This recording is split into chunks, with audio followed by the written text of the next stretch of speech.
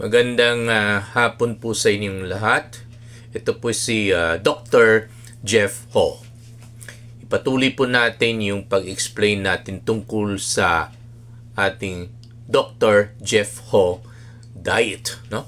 Binagit po natin na pag sa gabi, dapat matulog sa loob ng 2 oras pagkatapos ng hapunan. Kasi pag sumobra po kayo sa 2 oras, yung laman po ng tiyan na kinain ninyo galing sa hapunan, bumababa na po yan sa small intestine. At pag wala na pong laman yung tiyan ninyo, after 2 hours at gising pa po kayo, tiyak po mafe-feel po kayo ng gutom at mapilitan kayo kumain ulit.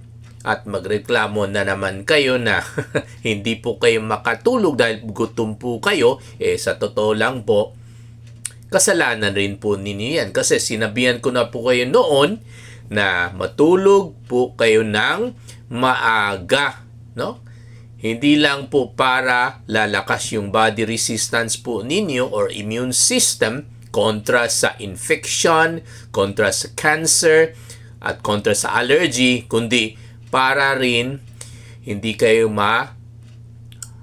maramdaman ng gutom pag makatulog na po kayo sa loob ng 2 oras galing sa pagkatapos ng hapunan. So, kailangan matulog na po kayo within 2 hours because the gastric emptying time is 2 hours. Meaning, yung kinain po niyo sa hapunan ay wala na po sa tiyan paglampas na po ng 2 oras. Okay? At syempre, maganda po sa gabi yung oatmeal at saka yung lugaw kasi mas marami po siyang water content at pag mabusog na po kayo, malamang hindi po kayo tataba kasi po nabubusog rin po kayo sa tubig na wala na pong calories. No? Hindi po kayo tataba sa tubig. Hindi totoo na pag marami po kayo nainom ng tubig, pupunta po sa bilbil po ninyo. No? Okay? So, meron na yung nagsabi na pwede po daw mais. Sabi ko, pwede naman po. No? Kasi hindi daw masarap. No? At saka, ang presyo, medyo masarap sa bulsa kasi mas mura. No? Okay?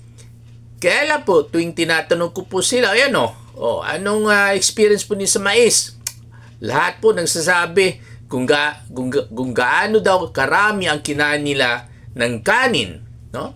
Yun rin po daw ang kinain nila sa mais. So, pareho lang po. No? Okay, buti sana kung kumonti ang kinain niyo dahil hindi po masarap ang mais. Kung ganun lang po, pareho lang po, doesn't make any difference. So, unless na talagang kumonti na po ang kinain ninyo ng mais kumpara sa yung kinain ninyo ng rice noon. At meron rin nagsasabi na okay po daw ang black rice, no? Dahil po hindi masarap, no? Okay? Pero ang problema, pagdating sa bulsa, hindi rin po daw masarap kasi mas mahal po yan. Pero karamihan ng mga pasyente ko na kumain po ng black rice, talagang ang experience po nila ay talaga mas konti lang po kinain nila dahil hindi po daw talaga masarap. So, yun po ang i-recommend ko pag okay po yung budget po ninyo. Okay? So, pagdating na lang po sa mga matatabang pagkain, syempre, iwas talaga yan, no? Kung pwede, sa loob lang po yan ng 10%, no? Kasi ang fats, pwede. Kasi hindi naman po tayo pwede hindi kumain ng fats. Kasi ang fats po ang nagme-maintain ng ating balat at para rin ma-absorb yung ating fat-soluble vitamins, no? Na vitamins A, D, E, and K, no? Kaya lang po, wag po sumobra ng 10%, no?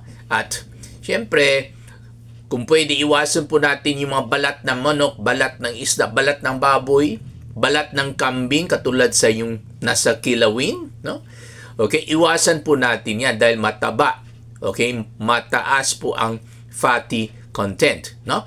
Okay? So, pagdating po sa isda, hindi po pwede yung tiyan ng bangus, no? Hindi po totoo na good cholesterol yung tiyan ng bangus. Ang good cholesterol or yung good fat na o yung sinasabi nila polyunsaturated fatty acid ay galing po sa mismo ng laman ng isda. So, bawal talaga yung tiyan ng bangus. Pero ang laman ng isda, laman ng manok, laman ng baboy, laman ng baka, pwede po yan. Okay? So, yung mga giniling, no? Longganisa, hamburger, ang daming taba po yan. Kaya masarap po yan kasi maraming taba eh. Yung mga processed meat, katulad hotdog at saka bacon, ang dami rin taba. Yung mga dilata, ang dami rin po taba. Corned beef, Vienna sausage, corned beef, luncheon meat, no? Ang daming taba. Sinadya po nila na nilagyan ng maraming taba ang mga dilata para mabenta, no? Okay, kasi kung puro lang laman, okay, at syempre mas mahal kasi binabayaran po natin yung lata at saka labeling at saka yung mga manufacturing expenses nila at saka mga freight expenses nila, syempre walang bibili kasi hindi masarap kung walang taba. Bibili lang tayo sa palengke, no? Na mas mura lang, no? Okay? So, yung mga pula ng itlog, hindi po pwede yan, no? Puti lang po ang pwede niyong kainin. Laman loob, ang daming cholesterol po yan, no? Mga tiyan ng, or rather, mga bituka, no? Mga isaw, ang daming cholesterol po yan. Mga prito, iwasan po natin yan, no? At saka pagdating po naman sa prutas, well, ang experience lang po natin ay maraming nagrereklamo na nahihilo po sila at tumataas yung blood pressure nila tuwing kumakain po sila ng durian. So, mas matagal po masunog ang taba, ang fatty food, kasi it contains 9 calories per gramo. So, kahit mas konti lang kinain ninyo, mas mabilis kayong tumaba kasi mas mataas ang calories, no?